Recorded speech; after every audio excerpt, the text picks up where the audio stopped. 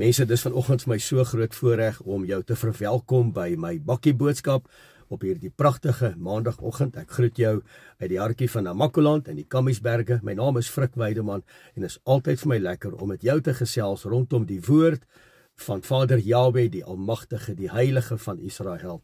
En weet jy, net wanneer ek sy name noem, dan kom maar sommer so 'n rustigheid in my mondering. Ek kry 'n oproep in die week van iemand wat vir my sê, hoorie Frik, sê gou vir my, is dit normaal om deur een drukgang na die volgende te gaan? Dit voel ek bly in die bokskruit. Net die opponent verander. Ek sê natuurlik. Dit gebeur in my lewe, dit gebeur in jou lewe. Jy's nie alleen nie.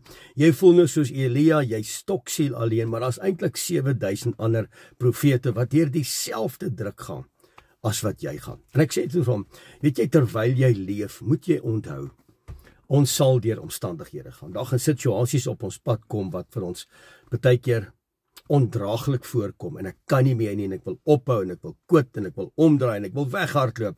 Ek sê, jy kan nie dit doen nie. Terwyl jy leef, moet jy weet, gaan jy gekonfronteer word met situasies en omstandighede. Jy moet dit vandag weet. Jou wat onder die klei te lê, het nie daai probleem nie.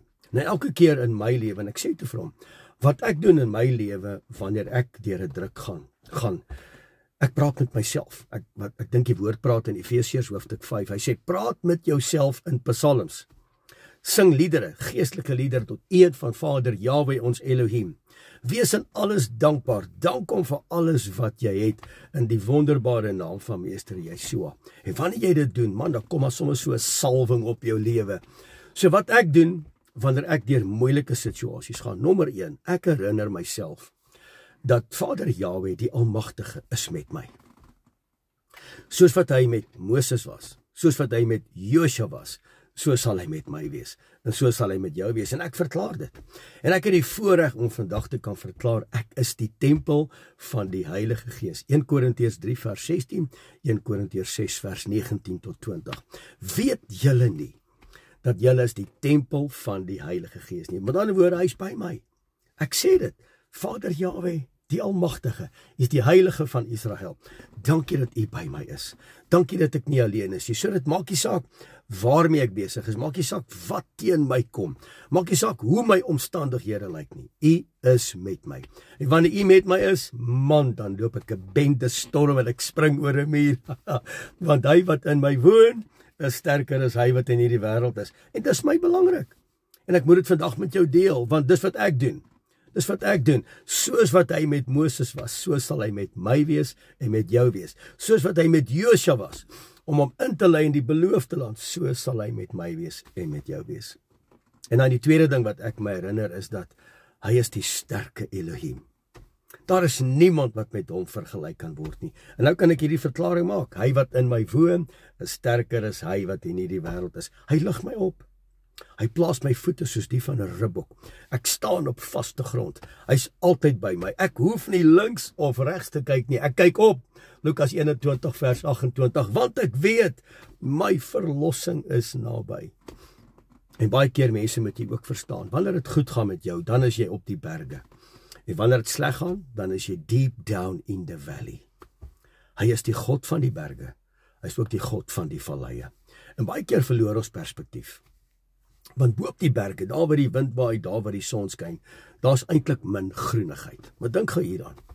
Wanneer jy deep down in the valley is, dis waar die water bymekaar kom. Dis waar daar plante groei is, dis waar daar lewe is, dis waar daar water is. En hy is met ons. Hy is met ons. Asseblief, moenie perspektief verloor nie. En weet jy wat, in die derde ding wat ek my altyd herinner wanneer ek deur 'n moeilike tyd gaan, is dat Abba help my. Dat ek my geloof sal bou. U gee vir my genoeg geloof om deur hierdie omstandighede te kom. Dit is opgeteken in die boek van Romeine hoofstuk 12. U gee vir my die maat van geloof. U sal my nooit beproef. U sal nooit goed op my lewe bring wat te groot en te hoog is vir my nie, want u is met my. En niks vir u is onmoontlik nie. En ek verklaar en ek bely vandag, dit waardeur ek gaan, is van korte duur. Dit voel vandag vir jou, jy's in hoogwater, jy raak nie die seebodem nie. Maar dit sal weer laagwater word. Jou winter sal weer somer word. die herfs waar die blare afval en waar jy voel jy's alleen, dit sal weer groei in die somer. Hou net aan, hou vas. En ek herinner my dan, hy gee my die maat van geloof om hierdeur te kom. So mense, wanneer ek deur 'n moeilike situasie gaan in my lewe, en dit kom. Ek was sopas daardeur en dit gaan weer kom, en dit gaan weer kom, en dit gaan weer kom, want ons lewe. En die feit dat jy lewe, wat sê die woord?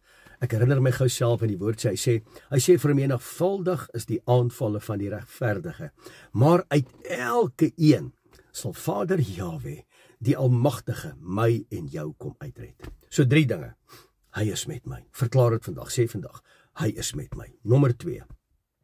Hy is my sterkte. Hy maak my voete soos die van 'n ribbok. Ek staan op vaste grond. En nommer 3. Ek het die geloof om dit te kan doen. Ek het die geloof vir dit. Waardeur ek gaan, wat my omstandighede is, ek het die geloof vir dit. En ek sal oorkom. Want geloof gee vir jou die krag om 'n oorkomer te wees, soos Daniël en die geliefde apostel Johannes. Mense, baie dankie, vrede vir jou op hierdie pragtige maandag. Mag die guns en die goedheid van Vader Jahwe, ons Elohim, met jou wees vandag. Tot 'n volgende keer, Frik Weideman, Bakkie Boodskap, Shalom.